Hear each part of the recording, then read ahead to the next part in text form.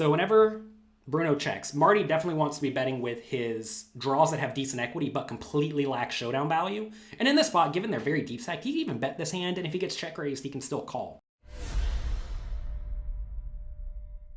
Hello everyone, I'm Jonathan Little for PokerNews.com, here today with a hand from the Party Poker Live $10,000 buy-in main event that took place in South America. We are playing at the final table, playing 700,000, 1.4 million blinds with a big blind ante, so that ante is very big. And we are watching a hand between two world-class online players. Here you see Marty Mathis, very, very strong player, $1.6 million in live tournaments and a whole boatload online.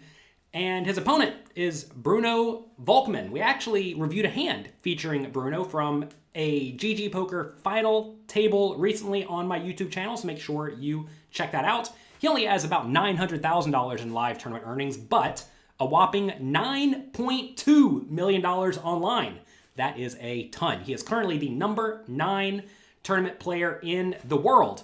If you want to watch one of the best players in the world play poker live and stream with their cards face up for you, PokerCoaching.com coach Giraffe Ganger is currently the number 1 player in the world, and he streams live for the Poker Coaching members regularly at PokerCoaching.com. We actually have a recap video where he won a tournament recently in one of those live streams, so check that out. Let's get to this interesting hand from the Party Poker Live final table. We pick up the action halfway through the pre-flop play. Under the gun folds, button folds. There are 3 shallow stacks at the table. Bruno is the chip leader, okay? Bruno is the chip leader with 159 big blinds. He's in the small blind, and he makes a big pre-flop raise to about 3.5 or so big blinds, which I like. I think this is a nice spot to apply pressure to the small stacks. Now, even though Marty is a small stack, he has 90 big blinds here, so we are still playing very, very deep stacked. The Party Poker Live tournaments often do feature very, very deep stacks, which it's fun, it's nice. Normally you don't get to play final tables playing super deep stacked, but that is what we have here. If you want to watch this hand, by the way, and many, many more on Party Poker's YouTube channel, check that out at youtube.com/partypokerlive. So anyway, Bruno in the small blind makes it 3.5 big blinds or so with the ace 10 of hearts. And now Marty, they call him Martin here because they think he's an adult. He has 6-4 of clubs in the big blind, and this is a pretty easy hand to call playing very deep stacked. So let's go ahead and move forward. Let's put out the chips for the call, so pretty big pot forming here. There we see Bruno. Chip leader on chip leader action.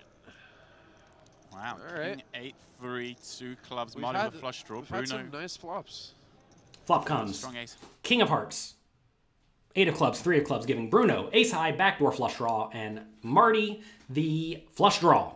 2 fun hands going at it here. This seems like a spot where Bruno can do a lot of checking, especially with hands that can very easily check call, like his ace high. So I would expect him to do that. If he thinks Marty's going to be like overly weak against a bet, then I think it's probably fine just to bet very, very frequently in this scenario. But typically when you're out of position, you do need to do a decent amount of checking, especially with the hands that are, marginal. If you check call, ace 10 of hearts, a whole lot of hands can be bluffing, right? But if you bet, a lot of those hands that may bluff if you check will just fold. So checking protects your checking range in general with decently strong hands like this, and also it gives Marty a chance to run big bluffs. That said, you may say, do you really want your opponents running big bluffs in spots like this? Not really, but also we're going to be checking some kings in this spot that just know they're not folding. Backdoor flush draw. Backdoor royal flush draw. Yeah. The royal flush draw. He has it.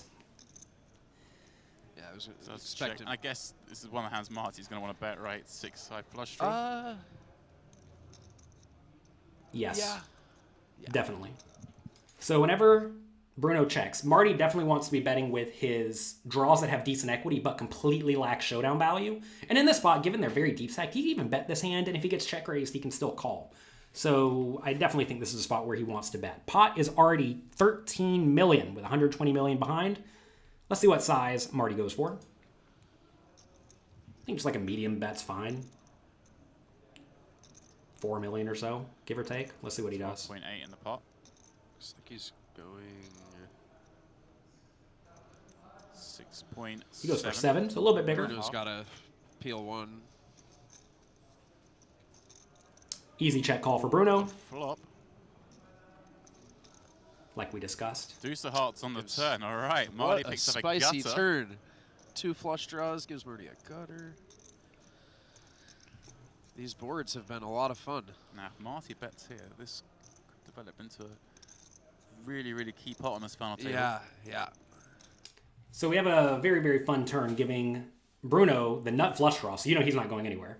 And it gives Marty additional equity because now he has a gut shot straight draw to go along with his flush draw. I think even if Marty did not pick up this gut shot, he was still just going to be blasting the turn. But now he's not going to get many folds at all on the turn from this, you know, all the flush draws that Bruno could have, as well as the kings and the eights, etc. So dicey spot. In the spot when you are in Marty's shoes, if you're going to bet the turn, are we betting the river? You probably want to have a plan. Make sure, by the way, if you are not fully aware of when you should be bluffing, make sure you check out my free bluffing quiz at pokercoaching.com/bluffing quiz, because you need to make sure you're not screwing up with your bluffs. A lot of people know how to play their strong made hands well, but they really don't know how to bluff well, especially in the small and medium stakes. So make sure you take that quiz to ensure that you are bluffing intelligently. If he bets, it's going to be big. He may just try and see a river. So the commentator here says if he bets, he's going to bet big. Pot's 26 million with 114 behind. Marty has to decide if he wants to try to use a big bluff size on the river or a small bluff size on the river, or at least a non-all-in bluff size on the river. It's a very interesting spot because there are 2 shallower stacks at the final table, so there is immense ICM pressure. So, you know, you don't really want to be all in as the second biggest stack. However, when you do find yourself all in as the second biggest stack at the final table, that certainly looks strong. Yeah, he's I like it. I feel like you just got to bet here, right? Yeah. Like you say, you called it will go big.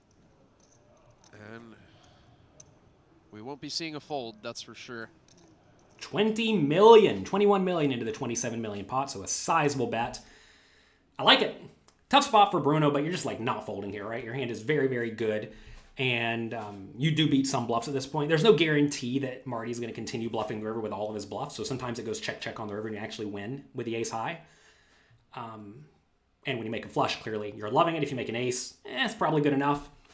Maybe even a 10's good enough. Who knows? Shade under 21 million is the bet. Notice Bruno Yeah, this would be... would also play a lot of king X this way and some eights this way. So he does have some made hands in this scenario. It's not like his range is only hands that are going to call to a turn bet and then fold to a river bet. Pretty sick if Bruno could whip out a raise here. Yeah. His hand's kind of too good, though. Right.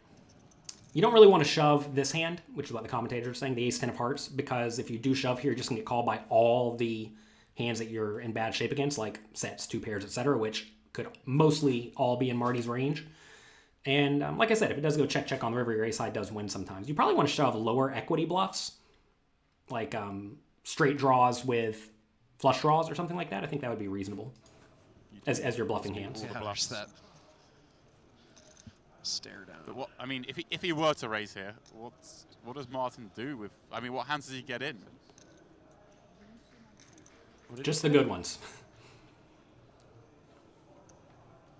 I think he was just confirming the bet size. Okay. All right. So here we go, 68 million chip This- pot. Need a player with a pair. We have 2 flush draws on board. Let's see a river, James. What's it going to be? I mean, let's have the 3 of spades. Come on, let's see what happens on a brick. 3 of spades would be a dirty one. 9 of Wow, diamonds. there's a brick. There is the brick. Wow.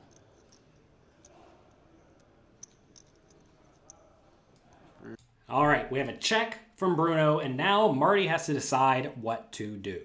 Did you take the bluffing quiz? Do you know? Hope you did. Check it out, pokercoaching.com/bluffing quiz.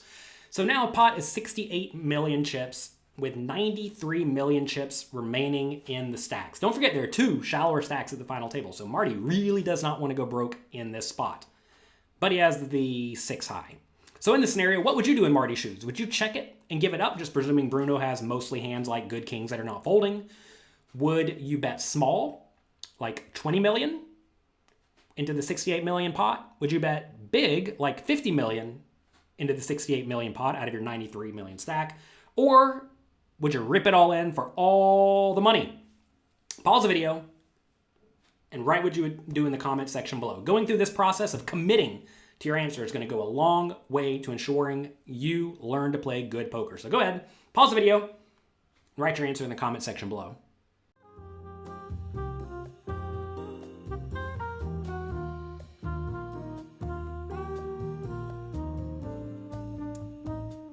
All right, hope you did go through the process of committing to your answer. Going through this exercise will ensure that you are actively learning, which is what I teach my students at pokercoaching.com. We're actually having a sale right now. Check it out at pokercoaching.com/spring, where you can get big discounts. We have over 1,000 interactive quizzes, kind of like this one. Also, like I said, you can watch the #1 online tournament player in the world streaming live just for the premium members. So make sure you check that out at pokercoaching.com/spring. In this spot, I think Marty has an all-in. Anytime you have a very, very low equity hand, like the nut low or close enough to the nut low like Marty does, but you also have some really good hands in your range that would like to bet, like 2 pairs, sets, this is a spot where you do need to have some bluffs. And given Marty just cannot win with this hand, I think this is at least a viable candidate. Should you go smaller in this spot, like let's say 20 million or 50 million? I don't really think so, because I think that's going to result in Bruno just calling with a whole lot of pairs, given a lot of the draws missed. Anytime a lot of draws missed against a good, strong, battling player, you have to apply maximum aggression with both your made hands and your draws.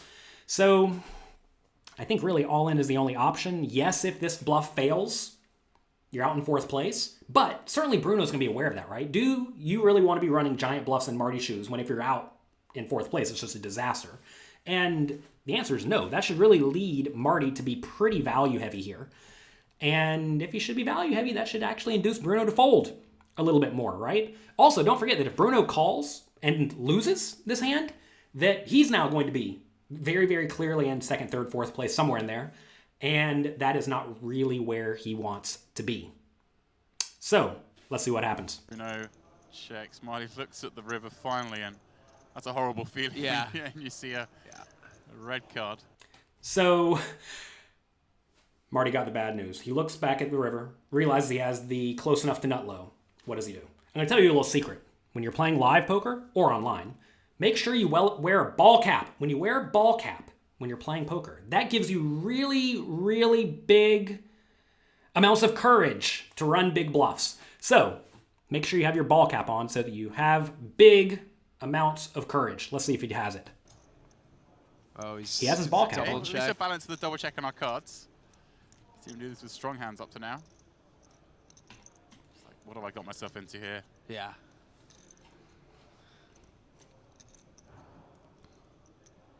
Do you like the sweat? If you like the sweat, click the like and subscribe button below, please. Also the notification bell. Wow! All right. Oh my God. Marty rips it in. What a boss. Like the boss, all in, 6 high, gets the fold from the ace 10 of hearts, and Marty says, what a relief. It's always nice when you have your ball cap on and you make the ball cap play when your opponent gives you the pot. That's going to be it for today. I hope you enjoyed this hand. Like I said, if you like this, click the like and subscribe and notification bells below. I would appreciate that. Make sure you check out the big sale right now at pokercoaching.com/spring. Good luck in your games. Have fun. I wish you nothing but the best, and I'll talk to you next time.